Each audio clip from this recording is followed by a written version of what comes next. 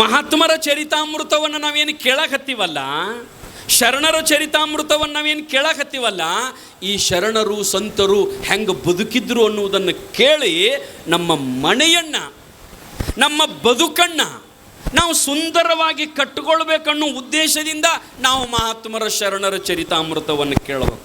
ಬಹುತೇಕ ನಮಗೆ ಮಹಾತ್ಮರು ಸಂತರು ಶರಣರು ಆಗಕ್ಕೆ ಬರ್ತದೋ ಇಲ್ಲೋ ಗೊತ್ತಿಲ್ಲ, ಆಗಕ್ಕೆ ಬರ್ತದ. ಆಗದೇ ಇದ್ದರೂ ಅವರ ಬದುಕನ್ನು ನೋಡಿ, ಅವ್ರು ಹೆಂಗೆ ಬದುಕ್ಯಾರ ಅನ್ನೋದು ನೋಡಿ, ಅವ್ರದ್ದು ಕೇಳಿ, ಸಾಧ್ಯ ಆದರೆ ನಮ್ಮ ಬದುಕನ್ನು ಒಂದಿಷ್ಟು ಅವರಂಗ ಕಟ್ಕೋಬೇಕು. ನಮ್ಮ ಬದುಕನ್ನು ಕೂಡ ಒಂದಿಷ್ಟು ಅವರಂಗ ಕಟ್ಕೋಬೇಕು. ಸಂತರು ಶರಣರು ಚರಿತ್ರೆ ಯಾಕೆ ಕೇಳ್ತೀವಂತಂದ್ರೆ, ಅವರು ಜೀವನದೊಳಗೆ ಇನ್ನೊಬ್ಬರಿಗೆ ಒಟ್ಟು ಕೆಟ್ಟು ಬಯಸಿಲ್ರಿ, ಅವರು ತಮ್ಮದನ ಹಾಳು ಮಾಡ್ಕೊಂಡಾರ. ನಿಮ್ಗೆ ಗೊತ್ತಿರ್ಬೇಕು, ಶರಣರಂತ ಯಾರಿಗಂತಾರ್ರಿ?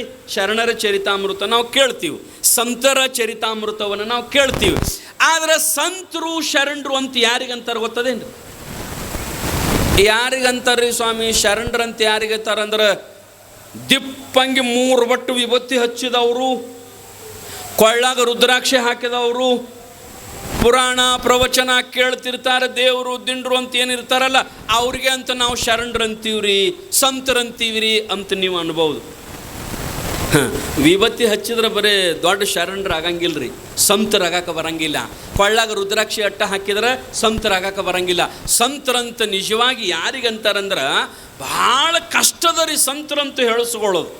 ನಮ್ಮ ಭಾಗದೊಳಗೆ ಸಂತ ಅಂತ ನಾವು ಯಾರಿಗಂತ ಕರಿತಿದ್ದೀವಿ ಅಂತಂದ್ರೆ, ನೀವೆಲ್ಲ ಕೇಳಿರಿ, ಈ ನಾಡಿನೊಳಗೆ ಈ ಕಲಿಯುಗದ ಸಂತ ಅಂತ ಯಾರಿಗಂತೀವಂತಂದ್ರೆ, ಬಿಜಾಪುರದ ಜ್ಞಾನ ಯೋಗಾಶ್ರಮದ ಸಿದ್ದೇಶ್ವರ ಮಹಾಸ್ವಾಮಿಗಳಿಗೆ ನಾವೆಲ್ಲ ಸಂತರು ಅಂತ ಕರಿತಿದ್ದೀವಿ. ಸಿದ್ದೇಶ್ವರ ಮಹಾಸ್ವಾಮಿಗಳಿಗೆ ಸಂತರಂತ ಯಾರಿಗಂತಾರಂತಂದ್ರೆ, ಶರಣರಂತ ಯಾರಿಗಂತಾರಂತಂದ್ರೆ, ಸ್ವಂತಕ್ಕೆ ಏನೂ ಇರಬಾರ್ದು ನೋಡ್ರಿ, ಅವ್ರು ನಿಜವಾದ ಸಂತರು, ಅವ್ರು ನಿಜವಾದ ಸಂತರು, ಅವರು ನಿಜವಾದ ಮಹಾತ್ಮರು. ಈಗ ನೀವು ಹಿಂದೆ ನೋಡ್ತೀರಿ, ಈ ಶರಣರ ಈ ಶ್ರೀಮಠದ ಒಡೆಯರು ಪೂಜ್ಯ ಅಪ್ಪಾಜಿಯವರ ಪೂರ್ವದಲ್ಲಿರ್ತಕ್ಕಂಥ ನಮ್ಮ ಅಜ್ಜಾರು ಅವ್ರು ಹೆಂಗಿದ್ರಂತಂದ್ರೆ, ಒಂದು ನಯ್ಯ ಪೈಸೆ ಯಾರಿಂದನೂ ಬೇಡದವರಲ್ಲ, ಯಾರಿಂದನೂ ಬೇಡದವರಲ್ಲ. ಇದ್ದದ್ರೊಳಗೆ ಭಕ್ತರನ್ನು ಉದ್ಧಾರ ಮಾಡ್ಕೊಂತ ಹೆಂಗಿದ್ರು, ಅದ ನಿಟ್ಟಿನೊಳಗನೆ ನಮ್ಮ ಅಪ್ಪಾಜಿಯವರು ಕೂಡ ಯಾರಿಗೂ ಎಂದು ಹಿಂಗಪ್ಪ ಅಂತ ಎಂದೂ ಕೇಳಂಗಿಲ್ಲ. ನಿಮ್ಮ ಮಠ ಅದ, ನೀವೇನು ಮಾಡಿದ್ರು ನಿಮಗೆ ಸಲ್ತದಂತ ತಿಳ್ಕೊಂಡು ಹೆಂಗೆ ಅಪ್ಪ ಅವ್ರು ಅಂತಾರಲ್ಲ, ಇಂಥವರಿಗೆ ನಾವು ನಿಜವಾದ ಸಂತರು ಅಂತ ಕರಿತೀವಿ. ಸುಮ್ಮನೆ ಎಲ್ಲರಿಗೂ ಸಂತರು ಶರಣರು ಅಂತ ಅನ್ನಂಗಿಲ್ಲ. ಇನ್ನು ಶಾಸ್ತ್ರೀಯವಾಗಿ ನಾವು ಸಂತರಂತ ಯಾರಿಗೆ ಅನ್ನಬೇಕು ಅಂತಂದ್ರೆ, ಭಗವದ್ಗೀತಾ ಹೇಳ್ತದೆ ಯಾರಿಗೆ ಸಂತರು ಅನ್ನಬೇಕು ಅಂದ್ರೆ, ದುಃಖೇಶು ಅನುದ್ವಿಗ್ನಮನಃ ಸುಖೇಶು ವಿಗತ ಸ್ಪೃಹ ವೀತರಾಗ ಭಯಕ್ರೋಧ ಸ್ಥಿತದಿರ್ ಮುನಿ ರುಚ್ಯತೆ. ಇಂಥವ್ರಿಗೆ ಮುನಿ ಅನ್ಬೇಕು, ಇಂಥವ್ರಿಗೆ ನಿಜವಾದ ಸಂತರು ಅನ್ಬೇಕು. ಯಾರು ಅಂತಂದ್ರೆ, ಯಾರಲ್ಲಿ ಒಟ್ಟು ದುಃಖ ಇಲ್ಲ ನೋಡ್ರಿ, ಅಥವಾ ದುಃಖ ಬಂದಾಗ ಆ ದುಃಖವನ್ನು ಸಮಾಧಾನದಿಂದ ಸ್ವೀಕಾರ ಮಾಡಬೇಕು. ನನಗೆ ಇಷ್ಟು ದುಃಖ ಬತ್ತಪ್ಪ ಅಂತ ಅಳ್ಕೋಂತ ಕುಂಡಿರಬಾರ್ದು, ಅಂಥವ್ರಿಗೆ ಸಂತರ ಅನ್ನಂಗಿಲ್ಲ. ಯಾರಿಗೆ ಸಂತರಂತಾರಂದ್ರೆ, ಸುಖ ಬಂದಾಗ ಹಿಗ್ಗಬಾರ್ದು. ಯಾರಿಗೆ ಶರಣರಂತಾರಂತಂದ್ರೆ, ಸುಖ ಬಂದಾಗ ಹಿಗ್ಗಬಾರ್ದು, ದುಃಖ ಬಂದಾಗ ಕುಗ್ಗಬಾರ್ದು. ಎರಡೂ ಬಂದಾಗ ಒಂದೇ ರೀತಿ ಯಾರಿರ್ತಾರಲ್ಲ ಅವರು ನಿಜವಾದ ಸಂತರು. ಒಂದು ಪ್ರಸಂಗ ಹೇಳ್ತೀನಿ ನಾನು ನಿಮಗೆ. ಒಂದು ಗಿಡ ಇತ್ತಂತ, ಇಂಥದ್ದು ಗಿಡದ ಮ್ಯಾಗ ಒಂದು ಸಣ್ಣದೊಂದು ಗುಬ್ಬಿ, ಒಂದು ಪಕ್ಷಿ ಒಂದು 4 ತತ್ತಿ ಹಾಕಿತ್ತು. ಪಾಪದು 4 ತತ್ತಿ ಹಾಕಿತ್ತು. ಆ ತತ್ತಿಗಳನ್ನು ತೊಡೆ ದಿವಸ ಕಾವು ಕೊಟ್ಟು ಮರಿ ಮಾಡಿತ್ತು. ಒಂದು ಗುಬ್ಬಿ ಒಂದು 4-5 ಮರಿ ಮಾಡಿತ್ತದು. 4-5 ಮರಿ ಮಾಡಿ ಎಲ್ಲೋ ಅಡ್ಡಾಡಿ ಕಾಳು ತಂದು ಆ ಗುಬ್ಬಿಗಳನ್ನು ಸಾಕಿತ್ತದು, ಮರಿಗಳನ್ನು ಸಾಕಿತ್ತದು ಗುಬ್ಬಚ್ಚಿ. ಅದು ಒಂದಿನ ಏನಾಯಿತು ಅಂತಂದ್ರೆ, ದಿವಸ ಆಹಾರ ತರೋದು, ತಂದು ಆ ಗುಬ್ಬಿಗಳನ್ನು ಸಾಕುವುದು, ಹಿಂಗೇನು ಮಾಡ್ತಿತ್ತಲ್ಲ. ಒಂದಿನ ಯಾವುದೋ ಒಂದು ಹಾವು ಬಂದು ಆ ಪಕ್ಷಿ ಇಲ್ಲದಾಗ ಆ ಸಣ್ಣ ಸಣ್ಣ ಸಣ್ಣ ಸಣ್ಣ ಮರಿಗಳನ್ನ 4 ಮರಿಗಳನ್ನು ತಿಂದು 4 ಮರಿಗಳನ್ನು ತಿಂದು ಏನು ಮಾಡಿತ್ತಂತಂದ್ರೆ, ಕೆಳಗೆ ಅವತರದ ಪುಚ್ಚ ಅವತರದ ಕಾಲ ಅದ ಇದ ಒಗೆದು ಆ ಪಕ್ಷಿಗಳನ್ನು ಮರಿಗಳನ್ನು ತಿಂದು ಹೋಗಿಬಿಟ್ಟಿತ್ತದೊಂದು ಹಾವ. ಪಾಪ ಇದು ಗುಬ್ಬಚ್ಚಿ ಬಂತು. ಮಕ್ಕಳ ಮೇಲೆ ಭಾಳ ಪ್ರೀತಿ ನೋಡ್ರಿ. ಯಾರಾದರೂ ನೀವು ನಿಮ್ಮ ಮಕ್ಕಳ ಮ್ಯಾಗ ಭಾಳ ಪ್ರೀತಿ ಅದೀರಿ, ಹಂಗೆ ಪಕ್ಷಿಗಳು ಅವ್ರ ಮಕ್ಕಳ ಮ್ಯಾಗ ಭಾಳ ಪ್ರೀತಿ ಬಂದು ನೋಡಿತು. ಕೆಳಗೆ ಅವ್ರದ್ದೆಲ್ಲ ಪುಚ್ಚ ಅದು ಇದು ಬಿದ್ದಿದ್ದು ಗೊತ್ತಾಯ್ತು. ಅದಕ್ಕೆ ಯಾವುದೋ ಒಂದು ಬಂದು ನನ್ನ 4 ಮಕ್ಕಳನ್ನು, ನನ್ನ 4 ಮರಿಗಳನ್ನು ತಿಂದು ಹೋಗ್ಯದಂತ ತಿಳ್ಕೊಂಡು ಏನು ಮಾಡಿತು ಅಂತಂದ್ರೆ ಅಳ್ಳಾಕೈತು. ಚಂಚನಕ ಐತ್ರಿ ಪಾಪ, ಮುಂಜಾನೆಯಿಂದ ಚಂಚಿ ತನಕ ಆಯ್ತು. ಹತ್ತು ಏನು ಮಾಡ್ಬೇಕ್ರಿ ಮತ್ತು ಪಾಪ ಸುಮ್ಮಾಯಿತು. ಸುಮ್ಮಾಗಿ ಮತ್ತೊಂದು ದಿವಸ ಹಂಗೆ ಟೈಮ್ ಕಳೀತು. ಮರುದಿವ್ಸ ಮತ್ತು ಅದ ಗಿಡದ ಟೊಂಗಿ ಮ್ಯಾಗ ಕುಂತಿತ್ತು ಅದು ಪಕ್ಷಿ. ಕುಂತ ಆ ಪಕ್ಷಿಗೆ ಒಂದು ರೂಢಿ ಏನಂತಂದ್ರೆ ದಿವಸ ಒಟ್ಟು ಹಾಡ್ತಿತ್ತದು. ಹಾಡೋದಂದ್ರೆ ಏನು, ಅದು ತನ್ನ ಭಾಷೆಯೊಳಗೆ ಒದರ್ತಿತ್ತು. ತನ್ನ ಭಾಷೆಯೊಳಗೆ ಇವ್ರು ಹೆಂಗೆ ಹಾಡ್ತಾರಲ್ಲ, ಇವರಿಗೆ ಬಾಯಿ ಅದ, ಸಂಗೀತದ ಮೂಲಕ ಹಾಡ್ತಾರೆ. ಆದರೆ ಪಕ್ಷಿಗಳಿಗೆ ಬಾಯಿ ಇರಂಗಿಲ್ಲಲ್ಲ, ಅದು ತನ್ನ ಸ್ವರದೊಳಗೆ, ಒಂದು ಸ್ವರದೊಳಗೆ ಕೂಗುತ್ತಿತ್ತು, ಒಂದು ಸ್ವರದೊಳಗೆ ಹಾಡ್ತಿತ್ತು. ಅದು ಒಟ್ಟು ದಿನ ಹಾಡ್ತಿತ್ತು. ಆ ಗಿಡದ ಬುಡಕ್ಕೆ ಒಬ್ಬ ಸಂತ ದಿವಸ ಆ ಕಟ್ಟಿ ಮ್ಯಾಗ ಬಂದು ಕುಂಡಿರ್ತಿದ್ದ. ಒಬ್ಬ ಮಹಾತ್ಮ, ಒಬ್ಬ ತಪಸ್ವಿ ಆ ಗಿಡದ ಬುಡಕ್ಕೆ ಕುಂಡಿರ್ತಿದ್ದವ. ಅವನಿಗೆ ಗೊತ್ತಾಗಿತ್ತು ಕೆಳಗ ಮರಿ ಪುಚ್ಚಗಳು ಬಿದ್ದಿದ್ದು, ಎಲ್ಲ 4 ಮರಿಗಳನ್ನು ಒಂದು ಹಾವು ತಿಂದು ಹೋದದ್ದು ಅದೆಲ್ಲ ಗೊತ್ತಿತ್ತು. ಆ ಪಕ್ಷಿ ಮುಂಜಾನಿಂದ ಸಾಯಂಕಾಲ ತನಕ ಅಳ್ಳುವುದು ಗೊತ್ತಿತ್ತು. ಮರುದಿವ್ಸ ಆ ಪಕ್ಷಿ ಏನು ಮಾಡಿತು ಅಂತಂದ್ರೆ ಮತ್ತೆ ಸಣ್ಣಂಗೆ ಹಾಡಕೈತದು. ದಿವಸ ಏನು ಹಾಡ್ತಿತ್ತಲ್ಲ, ಮತ್ತು ಸಣ್ಣಂಗೆ ಹಾಡಕತ್ತಿತ್ತು. ಈ ಕೆಳಗೆ ಕುಂತು ಸಂತನಿಗೆ ಭಾಳ ಆಶ್ಚರ್ಯ ಆಯಿತು. ನಿನ್ನೆ ಅಳ್ತಿತ್ತು, ನಿನ್ನೆ ಅದರ ಮಕ್ಕಳ 4 ಸತ್ತಾವ, ಇವತ್ತು ಮತ್ತೆ ಗಿಡದ ಮ್ಯಾಗ ಕೂತು ಚಂದ ಹಾಡಕತ್ತದಲ್ಲ, ಇದು ಏನಿದ್ರ ಗುಟ್ಟ ಅಂತ ತಿಳ್ಕೊಂಡು ಆ ಸಂತರು ಏನು ಮಾಡಿದ್ರು ಅಂತಂದ್ರೆ ಪಕ್ಷಿಗೆ ಕರೆದ್ರಂತ, ಬಾಯಿಲೆ ಅಂತ ಕರೆದ್ರಂತ. ಪಕ್ಷಿ ಬಂದು ಮುಂದೆ ಕೂತಂತ. ಆಗ ಮಹಾತ್ಮರಂದ್ರು, ಅಲ್ಲ ನಿನ್ನ ಪ್ರೀತಿಯ 4 ಮಕ್ಕಳು, ನಿನ್ನ ಪ್ರೀತಿಯ ಎಳೆಯ ಸಣ್ಣ 4 ಮಕ್ಕಳು ನಿನ್ನೆ ಸತ್ತಾವ, ಚಂಚನಕ ಹತ್ತಿ ಜೋರು ಹತ್ತದಿ, ಮತ್ತು ಹೊತ್ತೇರಿ ಮತ್ತೆ ಚಂದ ಹಾಡ್ಕೋತ ಕುಂತಿಯಲ್ಲ, ಆ ದುಃಖ ಹೋಯ್ತೇನು, ಮರ್ತೇನು, ಮತ್ತೀಗ ಹಾಡ್ಕೋತ ಕುಂತಿಯಲ್ಲ ಅಂತಂದಾಗ ಪಕ್ಷಿ ಮಹಾತ್ಮನಿಗೊಂದು ಮಾತು ಹೇಳ್ತಂತೆ. ಏನಂತಂದ್ರೆ, ಯಪ್ಪ ಒಬ್ಬಕ್ಕೆ ಹೆಣ್ಮಗಳು ಕಸಕ್ಕೆ ಹೋಗ್ತಿರ್ತಾಳೆ. ಪಕ್ಷಿ ಹೇಳಕೈತಂತು ಮಹಾತ್ಮನಿಗೆ, ಒಬ್ಬಕ್ಕೆ ಹೆಣ್ಮಗಳು ಇನ್ನೊಬ್ಬರಲ್ಲಿ ಸಾಹುಕಾರಲ್ಲಿ ದುಡ್ಯಾಕೆ ಹೋಗ್ತಿರ್ತಾಳೆ.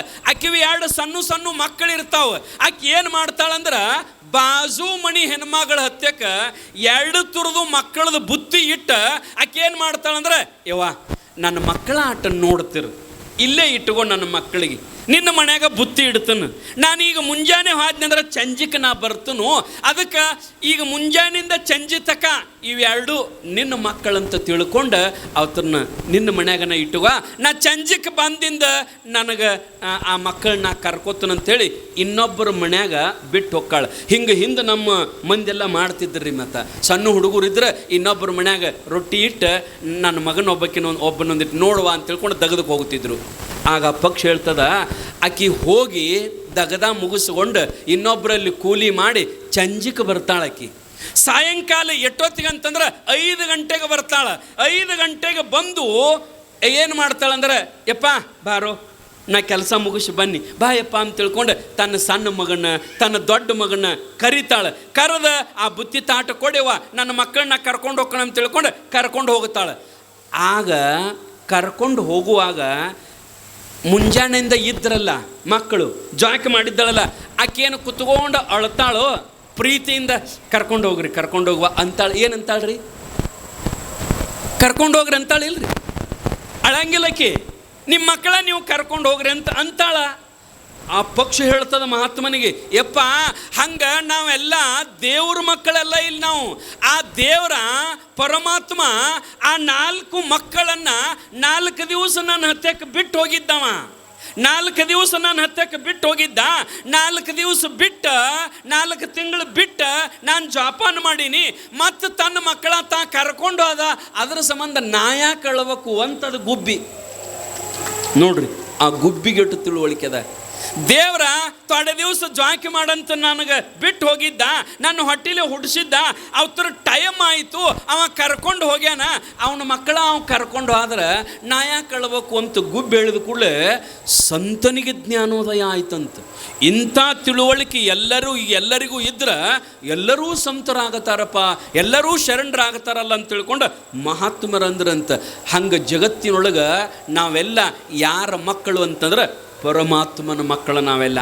ಶರಣರಂತಾರಲ್ಲ, ತಂದೆ ನೀನು, ತಾಯಿ ನೀನು, ಬಂಧು ನೀನು, ಬಳಗ ನೀನು, ನೀನಲ್ಲದೆ ಮತ್ತಾರೂ ಇಲ್ಲವಯ್ಯ ಕೂಡಲ ಸಂಗಮ ದೇವ.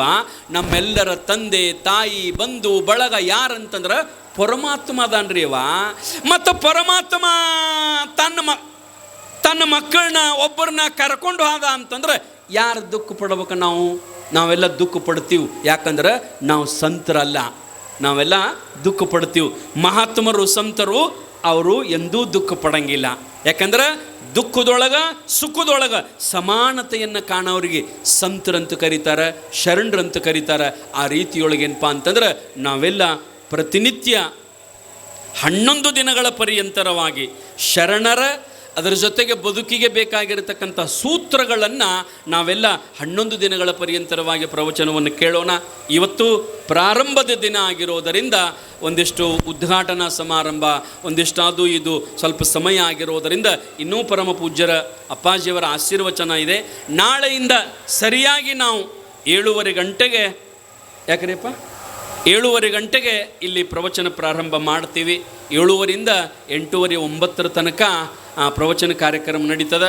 ತಾವೆಲ್ಲರೂ ಸರಿಯಾಗಿ ಸಮಯಕ್ಕೆ ಎಲ್ಲ ಶರಣರು ಎಲ್ಲ ತಾಯಂದಿರು ಬಂದ ತಮ್ಮ ಜೀವನವನ್ನು ಸಾರ್ಥಕತೆ ಮಾಡಿ ಕೊಡ್ರಿ ಅಂತ ತಿಳ್ಕೊಂಡು ತಮ್ಮೆಲ್ಲರಿಗೆ ವಿನಂತಿಯನ್ನು ಮಾಡಿ ಇವತ್ತಿನ ಈ ವಾಗ್ರೂಪ ಸೇವೆಗೆ ವಿರಾಮ ಮಾಡೋಣ. ಸಾಂಬಜಯ ನಮ ಪಾರ್ವತೇ ಪತೆ ಹರ ಹರ. ಯಾವ ಮಣಿಯೊಳಗೆ ಯಾವ ಹಿರಿಯರು ತೀರ್ಕೊಂಡಿರ್ತಾರ ಅಲ್ಲಿ ಕೆಲವೊಂದು ಕಡೆ ಪದ್ಧತಿ ಏನಿರ್ತದಂತಂದ್ರೆ ಆ ಹಿರಿಯರು ತೀರ್ಕೊಂಡಾಗ ಒಳ್ಳೆಯ ಕಾರ್ಯಗಳ ಆಗಲಿ ಅಂತ ತಿಳ್ಕೊಂಡು ಭಜನೆಗಳನ್ನು ಹಚ್ಚುತ್ತಾರೆ. ಏನು ಸಾಮಾನ್ಯವಾಗಿ ನಮ್ಮಂಥವ್ರು ನಿಮ್ಮಂಥವ್ರು ಮನ್ಯಾಗ ತೀರ್ಕೊಂಡ್ರು ಅಂತಂದ್ರೆ ಊರಾಗ ಹಿರಿಯರು ಬೇರೂರವ್ರು ಬರುತಕ್ಕ ಲೇಟ್ ಆಗ್ತದ. ಅದ್ರ ಜೊತೆಗೆ ಎಲ್ಲರೂ ತಲೆಯೊಳಗೆ ಭಗವಂತನ ನಾಮಸ್ಮರಣೆ ಬರಲಿ ಅಂತ ತಿಳ್ಕೊಂಡು ಭಜನೆಗಳನ್ನು ಹಚ್ಚುತ್ತಿದ್ದರು. ಇವತ್ತು ಹಚ್ತಾರೆ ಭಜನಾ ಕಾರ್ಯಕ್ರಮ. ಇನ್ನು ಮಹಾತ್ಮರ ಲಿಂಗೈಕ್ಯರಾದರು ಅಂತಂದ್ರೆ ಪ್ರವಚನದ ವೇದಿಕೆನ ನಿರ್ಮಾಣ ಮಾಡ್ತಾರೆ. ಯಾರಾದರೂ ಮಠಾಧೀಶರು ಮಹಾತ್ಮರು ಹಿರಿಯ ಪೂಜ್ಯರು ತೀರ್ಕೊಂಡ್ರಂತಂದ್ರೆ ಲಿಂಗೈಕ್ಯರಾದರು ಅಂತಂದ್ರೆ ಒಂದು ವೇದಿಕೆ ಮಾಡಿ ಅನಂತ ಮಹಾತ್ಮರು ಬರ್ತಾರ. ಆ ಮಹಾತ್ಮರ ವೇದಿಕೆ ಮೇಲೆ ಬಂದು ಭಾವಪೂರ್ಣ ಶ್ರದ್ಧಾಂಜಲಿ, ಕೆಲವೊಂದು ಬದುಕಿನ ಸೂತ್ರಗಳನ್ನು, ಇರು ತನಕ ಹೆಂಗೆ ಬದುಕಿದರು, ಅವ್ರ ಮುಂದೆ ಎಲ್ಲಿ ಹೋಗ್ತಾರಂತಕ್ಕಂಥ ಮಾತುಗಳನ್ನು ಆಶೀರ್ವಚನದ ಮೂಲಕ ಆ ಮಹಾತ್ಮರ ಲಿಂಗೈಕ್ಯರಾದಾಗ ನಾವು ಕೇಳ್ತೀವಿ. ಹಂಗೆ ಈ ಊರೊಳಗೂ ಕೂಡ ಮುಂದಿನ ದಿನಮಾನದೊಳಗೆ ಲಿಂಗೈಕ್ಯರಾದ ಸಂದರ್ಭದೊಳಗೆ ಪ್ರವಚನ ನಡೆದಿತ್ತು ಅಂತಂದ್ರೆ ಮತ್ತಷ್ಟು ಬಹಳ ಚಲೋ ಒಳ್ಳೆಯದು. ಯಾಕಂತಂದ್ರೆ ಯಾರಾದರೂ ಲಿಂಗೈಕ್ಯರಾದರು ಅಂತಂದ್ರೆ ಪ್ರವಚನ ಹಚ್ಚಲಿಕ್ಕೆ ಆಗೋದಿಲ್ಲ. ಅವ್ರು ಹೆಂಗಂತಂದ್ರೆ ಪ್ರವಚನದೊಳಗೆ ಅವ್ರು ಲಿಂಗೈಕ್ಯರಾದರು ಅಂತಂದ್ರೆ ಅವರಿಗೆ ನಾ ಮೊನ್ನೆ ಹೇಳ್ದಂಗೆ ಕೈಲಾಸದ ಮಹಾದ್ವಾರನೇ ತೆರೆದಿರ್ತದೆ. ಇಂತಹ ಸಂದರ್ಭದೊಳಗೆ ಅವ್ರು ಲಿಂಗೈಕ್ಯರಾದರು ಅಂತಂದ್ರೆ ಕಾಶಿಯೊಳಗೆ ಮರಣ ಹೊಂದಿದ್ರೆ ಹೆಂಗೆ ಮುಕ್ತಿ ಆಗ್ತದ ಅಂತ ತಿಳ್ಕೊಂಡು ವಾಡಿಕೆ ಅದಲ್ಲ, ಹಂಗೆ ಅಡವಿ ಸಿದ್ದೇಶ್ವರರ ಜಾತ್ರೆಯ ಈ ಪ್ರವಚನದ ಸಂದರ್ಭದೊಳಗೆ ಆ ನಮ್ಮ ಹಿರಿಯರ ಲಿಂಗೈಕ್ಯರಾದಾರಂತಂದ್ರೆ ಅವರಿಗೆ ಕೈಲಾಸದ ಬಾಗಲು ಯಾವತ್ತೂ ತೆರೆದಿರ್ತದೆ. ಅವರು ಭಗವಂತನ ಸನ್ನಿಧಾನವನ್ನು ಸೇರಿದಾರಂತ ತಿಳ್ಕೊಂಡು ನಾವು ನೀವೆಲ್ಲರೂ ಅವರ ಆತ್ಮಕ್ಕೆ ಶಾಂತಿಯನ್ನು ನೀಡಿ ಪ್ರವಚನವನ್ನು ಪ್ರಾರಂಭ ಮಾಡಬೇಕಂತ ತಿಳ್ಕೊಂಡು ಪೂಜ್ಯ ಅಪ್ಪಾಜಿಯವರು ನಾವು ಮಾತನಾಡಿ ಈ ನಿರ್ಣಯವನ್ನು ತೆಗೆದುಕೊಂಡು ಇವತ್ತು ಪ್ರವಚನವನ್ನು ಪ್ರಾರಂಭ ಮಾಡೋಣ ಅಂತಕ್ಕಂಥ ಎರಡೂ ಊರ ದೈವದ ಹಿರಿಯರ ವತಿಯಿಂದ ಪೂಜ್ಯ ಅಪ್ಪಾಜಿಯವರು ಅವರನ್ನು ಕರೆಸಿ ಮಾತನಾಡಿದರು. ಎರಡೂ ಊರಿನ ಸದ್ಭಕ್ತರ ಒಂದು ಮಧ್ಯಸ್ಥಿಕೆಯಲ್ಲಿ ಈ ಕಾರ್ಯಕ್ರಮ ಪ್ರಾರಂಭ ಅಂತ ತಿಳ್ಕೊಂಡು ನಿರ್ಣಯ ಮಾಡಿದ್ದಾರೆ. ಮತ್ತು ಅದರ ಜೊತೆಗೆ ನಮ್ಮ ಎಡಹಳ್ಳಿ ಇಂಗಳಿಗೆಯ ಎರಡೂ ಗ್ರಾಮಗಳ ಗ್ರೂಪಿನಲ್ಲಿ ಆ ಒಂದು ಸಂದೇಶವನ್ನು ಪೂಜ್ಯ ಅಪ್ಪಾಜಿಯವರು ಎಲ್ಲರಿಗೂ ಕಳಿಸಿದ್ದಾರೆ ಅಂತ ತಿಳ್ಕೊಂಡು ಆ ಒಂದು ಕಾರಣಾಂತರದಿಂದ ಒಂದು 5 ನಿಮಿಷ 10 ನಿಮಿಷ ಪ್ರವಚನ ಪ್ರಾರಂಭ ಆಗೋದು ಲೇಟ್ ಆಗಿದೆ. ತಾವೆಲ್ಲ ಸಹಕರಿಸಬೇಕು. ಮತ್ತಿನ್ನು ಲಗುಟ ಮುಗಿಸ್ತೀನಪ್ಪ ಅಂತ ಅಂದಿರಿ ನೀವು.